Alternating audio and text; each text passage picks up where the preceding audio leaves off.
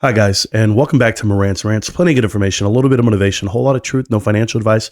This is a AMC earnings recap. I know we heard the live call, and I heard Aron say a lot, but produce little of facts, but it's okay. I want to address a lot of it right now, and I'm going to do it in the best fashion I can. Okay, I'm going to distribute facts. So let's go ahead and hear what Aron had to say at one portion into this, and we'll go right now. Thank you, Sean. As I said earlier, and as our financial results prove, 2023 was clearly another year of recovery and improved performance for AMC.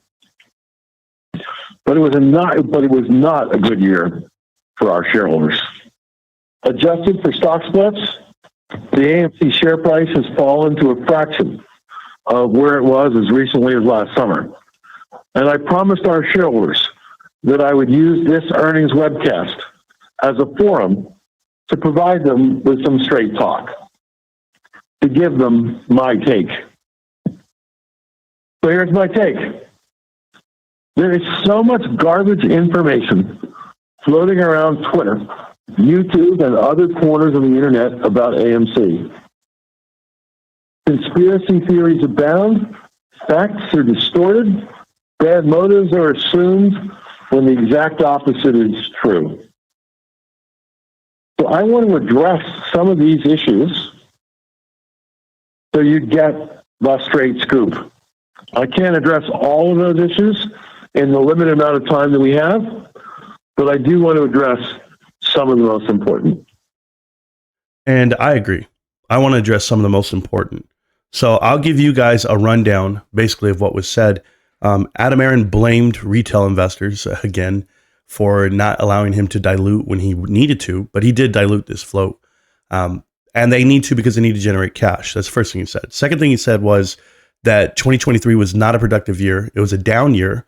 Noted AMC lost $400 million, ballparking, right? 396, 393 million.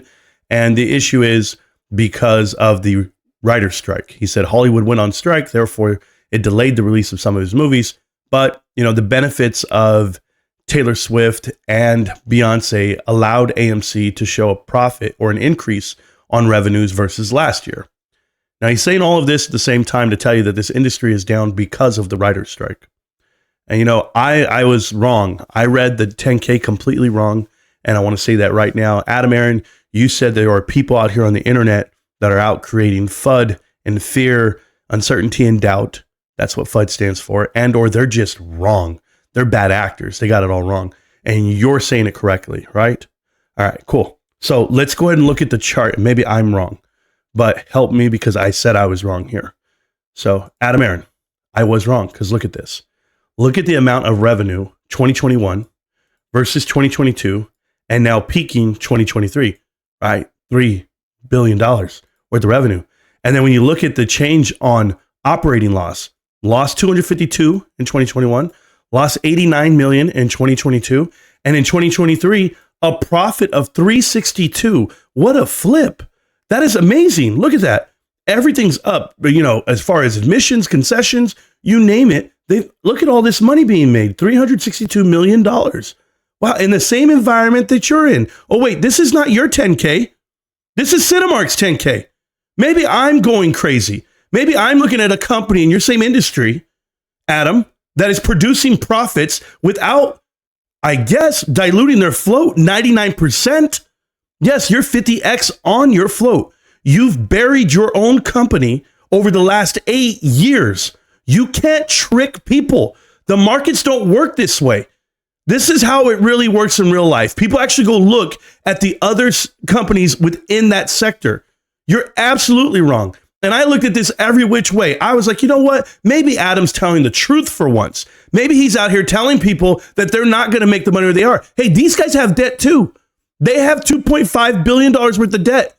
No, they don't have the 10 billion you're sitting on, but they got 2.5. And you know what they do? They actually service some. They actually paid some off too without doing an offering. They didn't offer up their company. I doubt their CEO made $100 million over the last 3 years, like yourself. But when I look at this company and I see a company that's in the same sector, in the same environment that you're in, and yet they're thriving with 501 movie theaters, I know you have double that.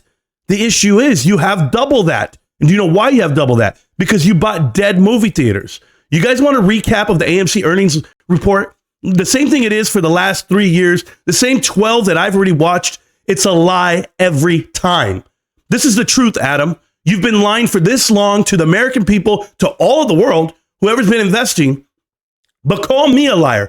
Tell me I'm wrong on Cinemark. Because you know what the Cinemark insiders were doing during the pandemic? They weren't giving themselves these bonuses and saying, oh, we made it through this pandemic. They were buying their own shares. They were sitting there loading up, keeping their company afloat. And when it came time to open up, they had a plan. They had a 3-year plan. And now that plan has profit $362 million. Hey, that 10K was just released 2 weeks ago, a week ago. Same environment that you're in, Adam. Why don't you stop lying to the people and show them the truth? There's one company out here that's run the right way. It's called Cinemark. We got that. You're a joke. $7.7 billion of retained losses since you've been sitting there in that chair.